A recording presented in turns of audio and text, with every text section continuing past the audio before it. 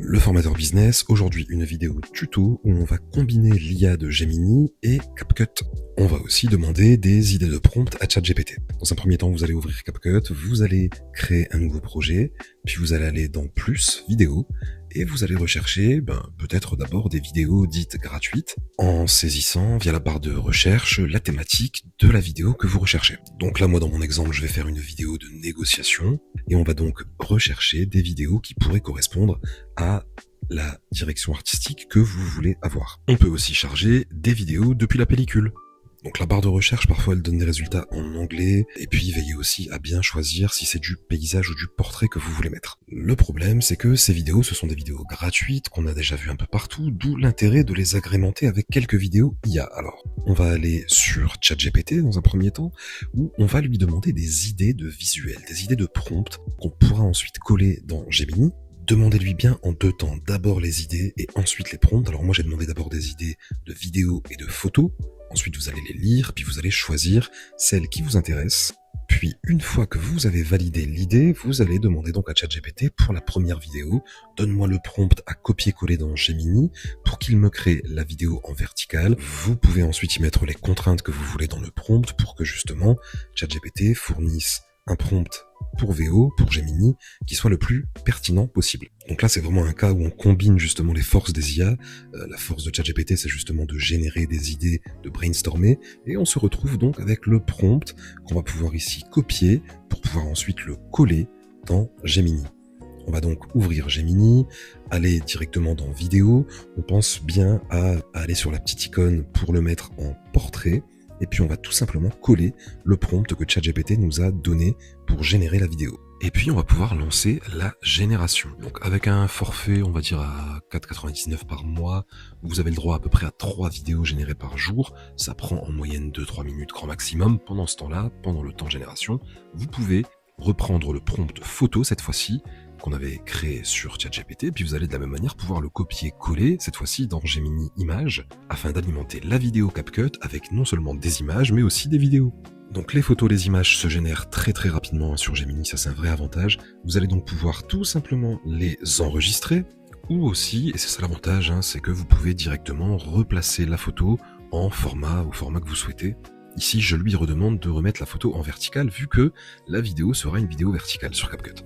Regardez là, je ne fais pas de cut, je mets le vrai temps de création de l'image et vous allez voir que c'est super rapide, elle est déjà transformée, elle est déjà générée. Bon, maintenant qu'elle est faite, on l'enregistre et ça va servir de ressource pour notre fameuse vidéo. Donc pour avoir un bon workflow, c'est important quand même d'avoir l'ensemble de ces ressources à disposition.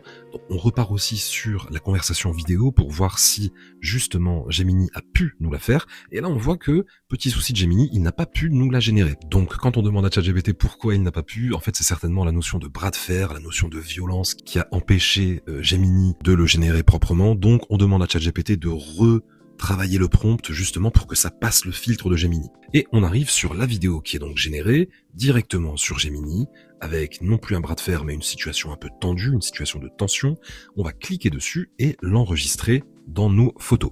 Bon, maintenant qu'on est certain qu'on a toutes nos ressources, donc faites ça pour l'ensemble des visuels, évidemment, photos et vidéos, faites en sorte qu'elles soient accessibles sur la galerie et on retourne sur CapCut. Donc la même chose, on va aller sur le bouton plus et on va venir sélectionner les photos, les vidéos qu'on souhaite mettre et qu'on a préalablement enregistré. Premier conseil que je donne toujours avec les vidéos IA, vous allez donc cliquer sur la vidéo et aller dans vitesse. Vous sélectionnez normal et vous allez en fait ralentir la vitesse. Donc là elle est à 10 secondes et je vais la faire passer à 14 secondes. Alors évidemment ça va dépendre de la vidéo, parfois on peut pas et il faut la garder à la vitesse d'origine, mais ça peut être important si vous devez combler la vidéo avec des visuels et que vous n'avez pas beaucoup de visuels.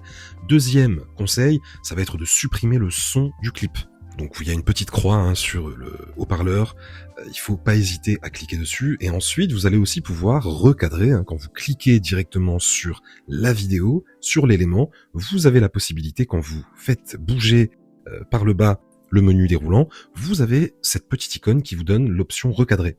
Idem, petite option dupliquer si vous souhaitez remettre la vidéo à un autre endroit, mais aussi l'icône diviser, si par exemple seulement un morceau de la vidéo vous intéresse, vous cliquez donc sur l'élément vidéo, vous allez faire diviser, et ça va vous permettre de peut-être supprimer l'élément qui vous intéresse pas, ou alors de ralentir uniquement une scène qui vous intéresse. Il y a tout un tas d'autres options comme la possibilité de superposer une image sur une autre ou sur une vidéo. Également la possibilité d'inclure du texte en choisissant par exemple un modèle existant, la police, le style et les effets. Et puis évidemment la possibilité d'enregistrer votre voix off en appuyant sur son directement ou d'inclure un son libre de droit comme vous le souhaitez. Évidemment la possibilité aussi de mettre des animations entre vos différentes scènes. Voilà un petit peu ce qu'on peut faire en combinant l'IA ChatGPT et le côté brainstorming, le côté idée de visuel, et Gemini et sa possibilité de génération de vidéos.